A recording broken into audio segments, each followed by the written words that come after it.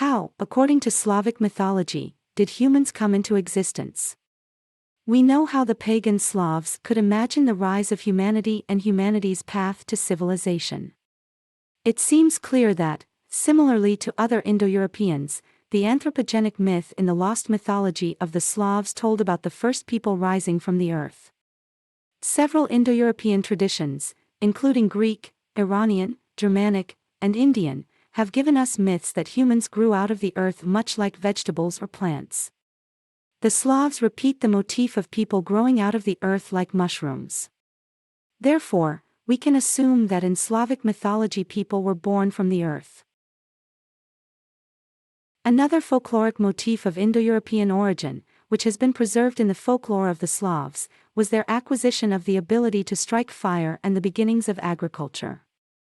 There are at least several versions of the story about where people got fire in the folklore of the Slavs. Most often, fire is a gift from some saint or god, but in some versions Saint Elijah lights the tree with thunder, and people light the fire and carry it home. Thanks to this, they can cook or bake food and do not freeze from the cold. Quite a popular theme in the legends of the Slavs were also the beginnings of farming. According to the Slavs, cereal grains were given to them by God. Grain allowed the Slavs to bake bread. Thanks to this, they had a varied diet and did not have to starve if there were no animals to hunt. As in many other mythologies, also in Slavic mythology there was probably a motif of the origin of death. According to these stories, people did not die at first, they lived forever, but the earth was overpopulated and could not support the weight of people.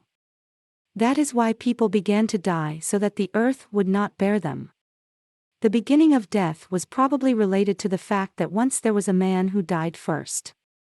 This man was the first mortal and started the fact that people die henceforth. The eschatological beliefs of the Slavs probably did not differ much from other Indo-Europeans and assumed that the souls of people go to the land of the dead, and then, rejuvenated or repaired, then return to earth. You can read more about the Slavic myths and the reconstructions of the religion of the ancient Slavs in this book. Be sure to read it, smiley face. See you.